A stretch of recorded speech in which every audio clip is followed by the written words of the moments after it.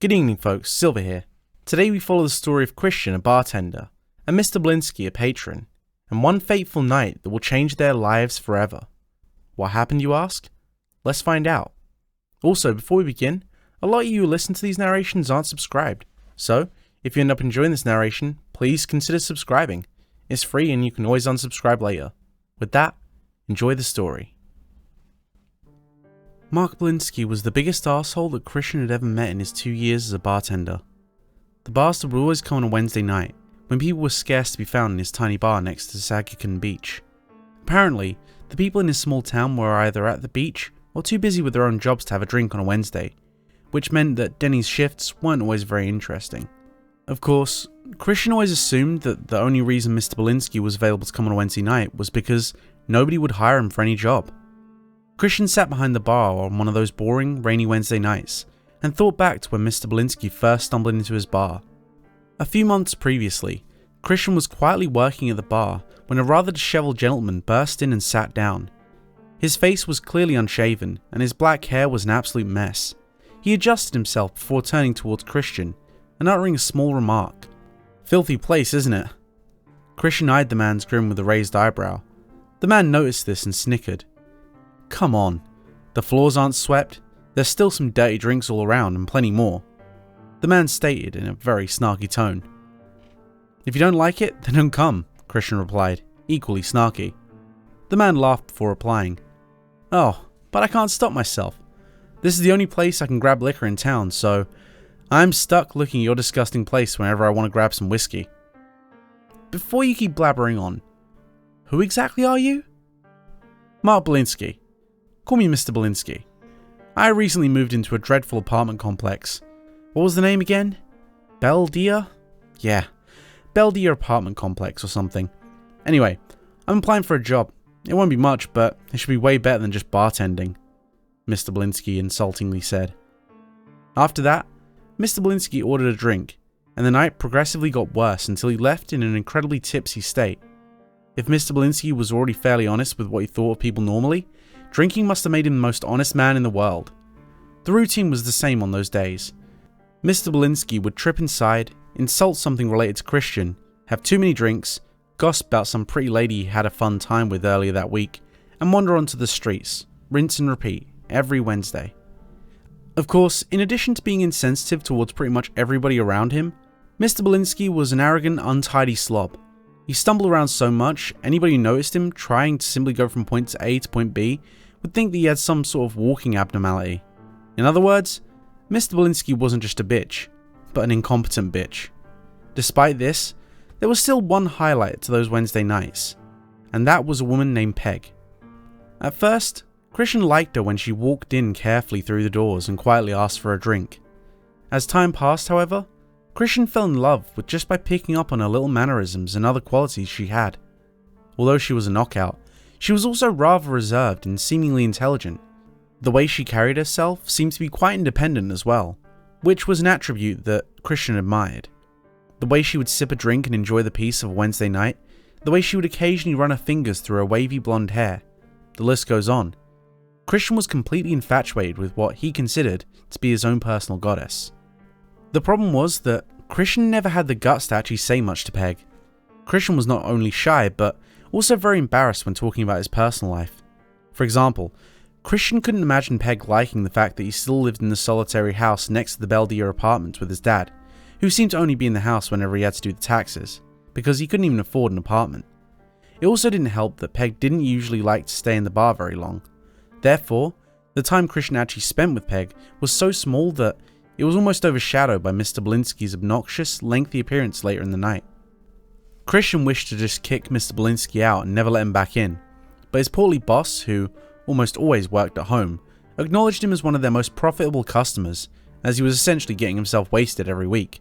Besides, since rarely anybody was there on Wednesdays, his boss declared that his rude actions weren't annoying other customers. The only person who had to put up with him was Christian, and to him, that was akin to torture. As Christian thought back to all these moments, he realized that it was 8 at night. He grew excited as this was the regular time that Peg would come in for a short time. As brief as it was, Christian made sure that his short brown hair was neat and that his breath was nice and minty in order to continue making good impressions. However, Christian didn't see Peg coming in. Christian figured that she was simply late and waited anxiously. 15 minutes passed with no sign of Peg. Christian's hopes slowly sunk. After 30 minutes, Christian simply gave up on waiting for Peg, cursing under his breath. He went back to his regular work, thinking that maybe Peg, like almost everybody else on Wednesdays, was busy this day. Mr. Belinsky almost always showed up not very long after 9 PM on these days, but this time, he didn't end up stumbling in until 10, 2 hours before closing. Christian immediately frowned and thought, but didn't bother uttering a swear word. Damn it. The night continued as usual, with Mr. Blinky drinking way too many shots, until Mr. Blinky suddenly stopped blabbering about how much he disagreed with the world around him and grinned. Christian had never seen this sort of thing happen before. The arsehat always finished his negative thoughts on everything before he would delve into more insults. This pause made Christian give Mr. Blinky a questioning look. Mr. Belinsky? Mr. Belinsky suddenly shook a tiny bit before replying back to Christian. Oh, sorry. I was just thinking about that sexy chick I had a good time with earlier today. Damn, what a looker. Christian didn't want Mr. Belinsky to continue, but Christian knew he would anyway. Despite being drunk, Mr. Belinsky was able to tell the tale rather smoothly. Well, you see, I was walking out my room at that rather awful apartment when I bumped into this gorgeous girl. She was carrying a DVD rental and I accidentally knocked it over, you see. So, I apologized and picked it up for her. However, before she walked away, I sparked up a conversation about that particular DVD.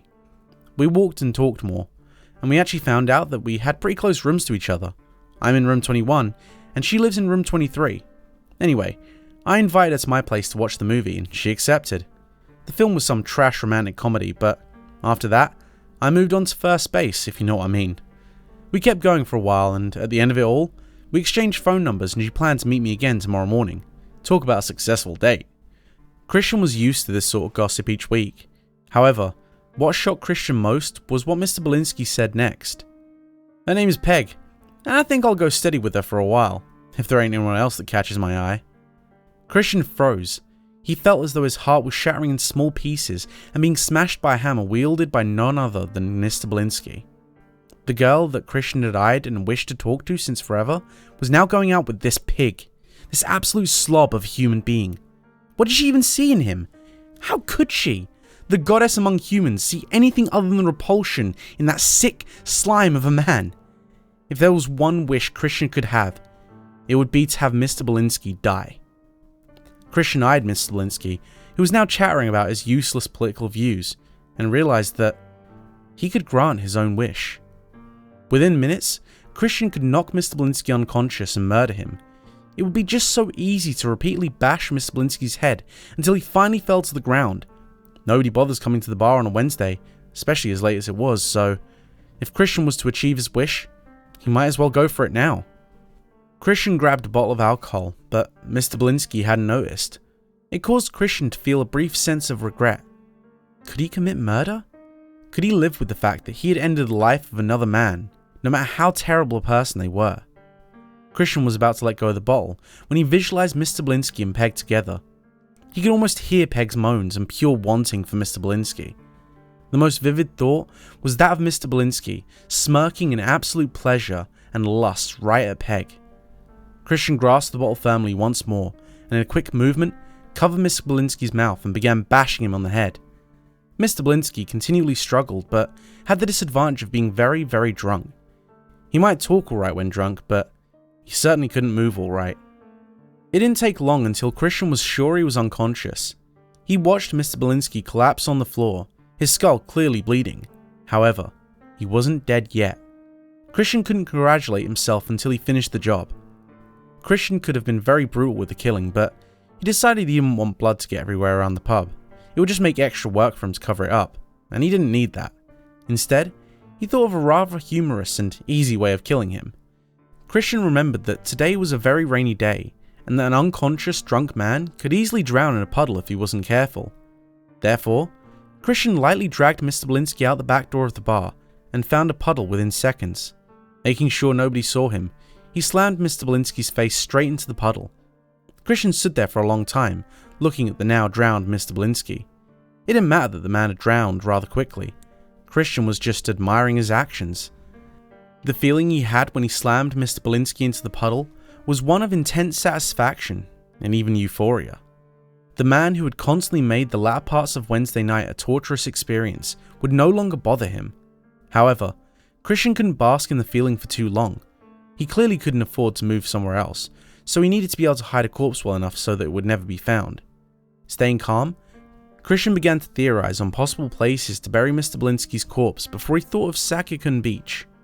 Christian quickly took a glance over near Sagakun Beach to make sure nobody was there. The light from the moon seemed to light up the beach, but from what Christian saw, there seemed to be no other lights or sort of person there.